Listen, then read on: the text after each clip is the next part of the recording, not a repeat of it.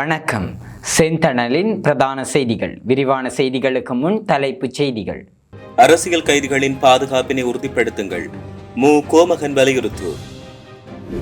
கிளிநொச்சியில் சட்டவிரோதமாக வெட்டப்பட்ட மரங்கள் பொதுமக்கள் முன்வைத்த குற்றச்சாட்டு. உயர்தர பரீட்சைக்கு தோற்றவுள்ளோருக்கான விசேட அறிவித்தல். யாழ் பல்கலைக்கழக இசைத்துறை மாணவி நிரோஷினி உயிரிழப்பு.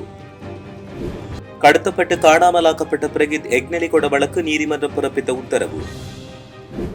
டெங்கு உயிரிழப்புகளின் எண்ணிக்கையில் அதிகரிப்பு வெளியாகியுள்ள தகவல். திடீர் மாற்றம், தங்கம் வாங்க உள்ளோருக்கு முக்கிய அறிவிப்பு. வீதியோரத்தில் வீசப்படும் கழிவுகளால் ஏற்பட்டுள்ள அசௌகரியம், பொதுமக்கள் விடுத்துள்ள வேண்டுகோள். மோட்டார் சைக்கிள் விபத்துகளில் அதிகரிக்கும் உயிரிழப்புகள் வெளியான தகவல். வவுனியாவில் கைது செய்யப்பட்ட சொகுசு பேருந்து உரிமையாளர் நீதிமன்றம் பிறப்பித்த உத்தரவு. கொழும்பில் பிறந்த நாடுகளில் நடந்த பயங்கரம், சிக்கிய துப்பாக்கிதாரி உள்ளிட்ட 3 கைது. கட்டுநாயக்கவில் சட்டவிரோத சிகரெட் பொதியுடன் கைதான நபர். கவலைக்கிடமான நிலையில் ஈரானிய உச்ச தலைவர் விரைவில் மறைவு குறித்த செய்தி. தொடர்பென விரிவான செய்திகள். சிறையில் நீண்ட காலம் இருக்கும் தமிழ் அரசியல் கைதிகளை விடுதலை செய்ய வேண்டும் என்றும் அதேவேளை அவர்களுடைய பாதுகாப்பு உறுதிப்படுத்தப்பட வேண்டும் என்றும் குரலற்றவர்களின் குரல் அமைப்பின் செயற்பாட்டாளரும் முன்னைநாள் அரசியல் கைதியுமான முருகையா கோமகன் தெரிவித்தார். இலங்கை சிறைச்சாலைகளில் இடம்பெற்ற அசாதாரண சூழ்நிலைகளால் தமிழ் அரசியல் கைதிகளின் பெற்றோர் மிகுந்த அச்சத்தின் மத்தியில் இன்று கொழும்பு மகசின் சிறைச்சாலை மற்றும் வெலிக்கடை சிறைச்சாலைகளுக்கு சென்று தமது பிள்ளைகளை பார்வையிட்டனர். இதன்போது கோமகனும் உடனிருந்தார்.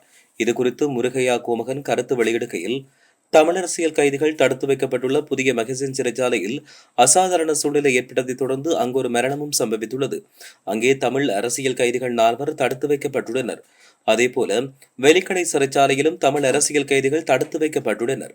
அந்த சிறைச்சாலைகளில் தற்பொழுது போலீஸ் மற்றும் இராணுவத்தினர் ஆகியோர் பாதுகாப்பு பணிகளில் ஈடுபடுத்தப்பட்டு வருகின்றனர். இருப்பினும் அரசியல் கைதிகளின் பாதுகாப்பு என்பது தொடர்ச்சியாக கேள்விக்குறியாக உள்ளதாக தெரிவித்தார். கடந்த காலங்களில் அரசியல் கைதிகளுக்கு சிறைகளில் இடம்பெற்ற சம்பவங்களை நினைவு கூறும் போது அச்சம் கொள்ள தோன்றுகிறது.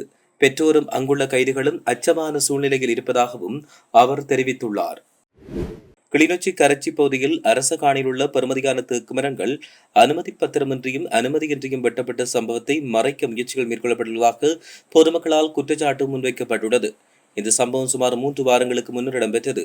நீண்ட காலம் தென்னிந்திய திருச்சபையின் பயன்பாட்டில் இருந்து வந்ததாக கூறப்படும் அந்த காணியில் சுமார் 2 லட்சம் ரூபாவுக்கும் அதிக பெறுமதி கொண்ட 3 தேக்கு மரங்கள் அடியோடு வெட்டப்பட்டதோடு சம்பவத்தின் தடயங்களை அளிக்கவும் முயற்சிகள் மேற்கொள்ளப்பட்டதாக தெரிவிக்கப்பட்டுள்ளது. 2026 ஆண்டுக்கான கல்வி பொது தராதர உயர்தர பரீட்சை ஆகஸ்ட் 10 ஆரம்பமாகி செப்டம்பர் 5 வரை நடைபெறவுள்ளதாக பரீட்சைகள் ஆணையாளர் நாயகம் இந்திகா குமாரல் இணக்கி தெரிவித்தார். நாடளாவிய ரீதியில் 2532 மத்திய நிலையங்களில் பரீட்சை நடைபெறுவதற்கான அனைத்து ஏற்பாடுகளும் செய்யப்பட்டுள்ளதாக அவர் சுட்டிக்காட்டினார். விசேட ஊடகவியலாளர் சந்திப்பினில் கருத்து வெளியிட்ட போது அவர் இவ்வாறு தெரிவித்தார். யாழ்ப்பாண பல்கலைக்கழக இசைத்துறை பீட மாணவியொருவர் உயிரிழந்தார். கண்டி மாவட்டத்தைச் சேர்ந்த நிரோஷினி வயது 27 என்ற மாணவியை உயிரிழந்தார். குறித்த மாணவி யாழ்ப்பாண பல்கலைக்கழக இசைத்துறை பீடத்தில் கல்வி கற்று வருகிறார். இந்நிலையில் புற்றுநோயால் பாதிக்கப்பட்ட மாணவி கொழும்பு வைத்தியசாலையில் சிகிச்சை பெற்று வந்தார். இருப்பினும் சிகிச்சை பலனின்றி உயிரிழந்துள்ளதாக தெரிவிக்கப்பட்டுள்ளது. கடத்தப்பட்டு காணாமலாக்கப்பட்ட சிரேஷ்ட ஊடகவியலாளரும் அரசியல் ஆய்வாளருமான பிரகித் எக்னெலிகொடவின் வழக்கு விசாரணைக்கு எடுத்துக் கொள்ளப்பட்டுள்ளது. விஜயராம விசேட 3 அடங்கிய மேல் நீதிமன்ற நீதிபதிகள் குழா முன்னிலையில் நேற்று விசாரணைக்கு எடுத்துக் கொள்ளப்பட்டுள்ளது. நேற்றைய வழக்கு விசாரணையின் போது 115 முதல் 118 வரையான சாட்சிகள் நீதிமன்றம் அழைக்கப்பட்ட நிலையில் 117ஆம் இலக்க சாட்சியிடம் வாக்குமூலம் பதிவு செய்யப்பட்டுள்ளது. இதேவேளை ஏனைய சாட்சிகள் இந்த வழக்குடன் நேரடியாக தொடர்பு அற்றவர்கள் என்று கூறி நீதிமன்றத்தினால் விடுவிக்கப்பட்டுள்ளதாகவும் தெரிவிக்கப்பட்டுள்ளது. நாட்டில் டெங்கு தொற்றாளர்களினுடைய உயிரிழப்பு எண்ணிக்கை அதிகரித்துள்ளதாக தேசிய டெங்கு கட்டுப்பாட்டு பிரிவின் புதிய தரவு தெரிவிக்கிறது. அதன்படி டெங்கு மரணங்களின் எண்ணிக்கை 64ஆக உயர்ந்துள்ளதாக தெரிவிக்கப்பட்டுள்ளது. இந்த ஆண்டில் இதுவரை மொத்தம் 89,033 டெங்கு நோயாளர்கள் அடையாளம் காணப்பட்டுள்ளனர். பதிவான மொத்த நோயாளர்களில் 52.94%, அதாவது 47,136 நோயாளர்கள் மேல் மாகாணத்தில் கண்டறியப்பட்டுள்ளனர். மாவட்ட ரீதியில் கம்பஹா மாவட்டத்தில் அதிக பாதிப்பு ஏற்பட்டுள்ளதுடன் அங்கு 18,922 நோயாளர்கள் பதிவாகியுள்ளனர். கொழும்பு மாவட்டத்தில் 17,679 நோயாளர்களும், கண்டி மாவட்டத்தில் 6,298 நோயாளர்களும் அடையாளம் காணப்பட்டுள்ளதாக தெரிவிக்கப்படுகின்றமை குறிப்பிடத்தக்கது. சர்வதேச சந்தையில் தங்கத்தின் விலை மாற்றங்களுக்கு ஏற்ப உள்நாட்டு தங்க விலையில் தொடர்ந்து ஏற்ற இறக்கங்கள் பதிவாகி வருகிறது. சர்வதேச சந்தையில் ஒரு அவுன்ஸ் தங்கத்தின் விலை நேற்றைய விலையுடன் ஒப்பிடும்போது இன்று சற்று வீழ்ச்சியடைந்துள்ளது. நேற்று ஒரே நாளில் ஒரு அவுன்ஸ் தங்கத்தின் விலை 98 அமெரிக்க டாலர்களால் அதிகரித்து 4355 அமெரிக்க டாலர்களாக பதிவாகியது. இந்நிலையில் இன்று ஒரு அவுன்ஸ் தங்கத்தின் விலை 4342 அமெரிக்க டாலர்களாக பதிவாகியுள்ளது. இதன்படி நேற்றைய விலையுடன் ஒப்பிடும்போது இன்று ஒரு அவுன்ஸ் தங்கத்தின் விலை 13 அமெரிக்க டாலர்களால் குறைவடைந்துள்ளதாக தெரிவிக்கப்பட்டுள்ளது. தம்பலகாமம் பத்தினிபுரம் பகுதியில் கழிவுகளை அகற்றுவதற்கு தனியாக இடம் ஒதுக்கப்பட்ட நிலையில் சிலர் வீதியோரங்களில் வீட்டுக் கழிவுகள் மற்றும் வணிக கழிவுகளை கொட்டி வருவதால் அசௌகரியங்களை சந்தித்து வருவதாக பொதுமக்கள் குற்றம் சுமத்தியுள்ளனர். வீதியோரங்களில் கழிவுகளை கொட்ட வேண்டாம் என்று அதிகாரிகளால் எச்சரிக்கை பலகை அமைக்கப்பட்ட போதிலும் அவற்றை சிலர் பொருட்படுத்தாமல் தொடர்ந்து கழிவுகளை வீசிச் செல்வதாக மக்கள் சுட்டிக்காட்டுகின்றனர். இது தொடர்பில் தெரிவிக்கையில் முறையற்ற விதத்தில் கொட்டப்படும் பொலித்தீன் பைகள் மற்றும் பிற கழிவுகள் பலத்த காற்றால் அருகில் உள்ள வீடுகள் மற்றும் குடிநீர் கிணற்றுக்குள் அடித்து செல்லப்படுகிறது. இதனால் சுற்றுப்புறச் சூழல் மாசடைவதோடு குடிநீரும் மாசுபடும் அபாயம் ஏற்பட்டுள்ளது. இறைச்சி மற்றும் கோழி கழிவுகள் வீதியோரங்களில் வீசப்படுவதால் உணவை தேடி ஏராளமான திருநாய்களும் காட்டு யானைகளும் குடியிருப்பு பகுதிக்குள் வருகிறது. வீதிகளில் யானைகள் மற்றும் திருநாய்களின் நடமாட்டம் அதிகரித்துள்ளதால் அந்த வழியாக செல்லும் வாகன ஓட்டிகள் மற்றும் பாதசாரிகள் அடிக்கடி விபத்து அபாயத்துக்கு உள்ளாவதோடு அச்சத்துடன் பயணிக்க வேண்டிய துரதிர்ஷ்டவசமான நிலை ஏற்பட்டுள்ளதாக தெரிவிக்கப்பட்டுள்ளது. வீதி விபத்துகளால் ஏற்படும் மரணங்களில் பெரும்பாலானவை மோட்டார் சைக்கிளில் நிகழ்கிறது என வீதி பாதுகாப்பு தொடர்பான தேசிய சபை தெரிவித்துள்ளது. கொழும்பில் இடம்பெற்ற ஊடக மாநாட்டில் உரையாற்றிய சபையின் தலைவர் மஞ்சுள குலரத்தின தகுந்த தரத்திலான பாதுகாப்பு தலைக்கவசத்தை அணிவதன் மூலம் விபத்துகளில் ஏற்படும் சேதங்களை குறைக்க முடியும் என தெரிவித்தார்.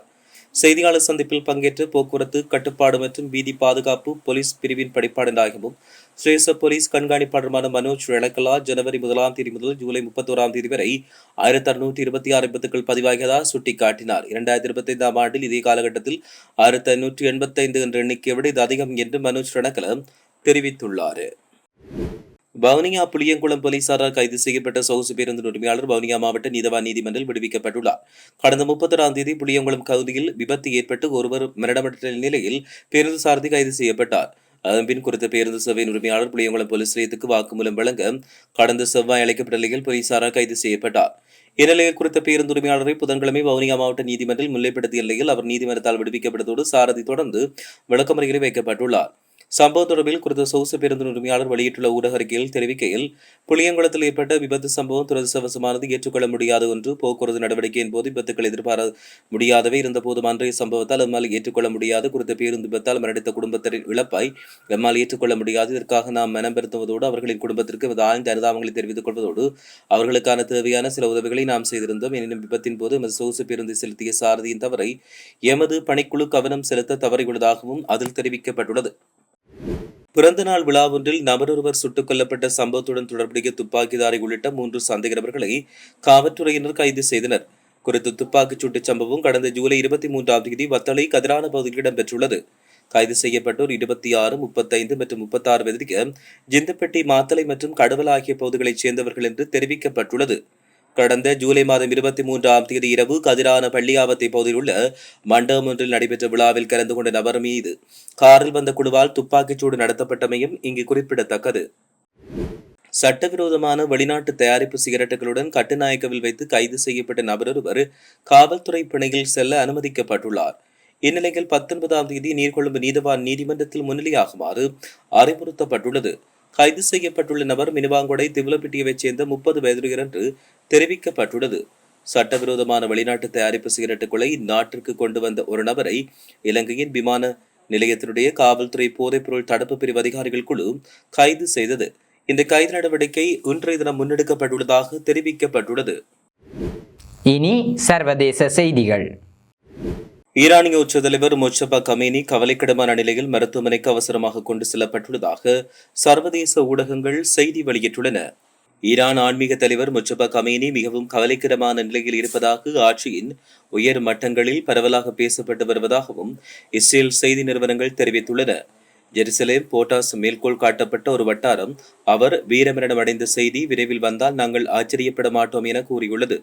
அமெரிக்கா, இஸ்ரேல் இணைந்து ஈரான் மீது கூட்டு ராணுவ தாக்குதல்களை நடத்தியதில் அவர் மரணித்து விட்டதாகவும் தகவல்கள் தெரிவிக்கின்றன. இத்துடன் செய்திகள் நிறைவடைகின்றன. வணக்கம்.